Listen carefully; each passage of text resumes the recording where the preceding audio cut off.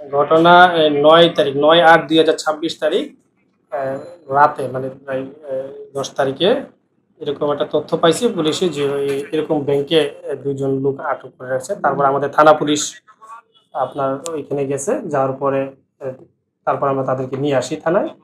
থানায় নিয়ে আসার পরে আমাদের এটা জিজ্ঞাসাবাদে তারপর ব্যাংকের কর্মকর্তারা থানায় আসেন। আনার পরে ওনারা তাদের বক্তব্য দেন ৪,৩৮,০০,০০০ টাকা একটু এখান থেকে সরায় নেওয়া হয়েছে ব্যাংকের থেকে।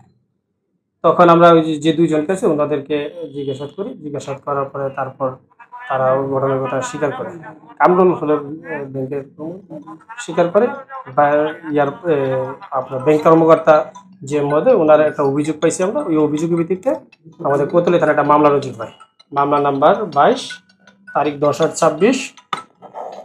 এই তৎপ্রেক্ষিতে আমরা মামলা নিই। আসামিদেরকে জিজ্ঞাসা করে ঘটনার প্রাথমিক সত্যতা পাওয়ায় তারপর আমরা তাদেরকে ১০ তারিখে বিজ্ঞ আদালতে সোপর্দ করি এবং বিজ্ঞ আদালতে ২ জন আসামি ঘটনার বিষয়ে স্বীকারোক্তিমূলক জবানবন্দি দিয়েছে।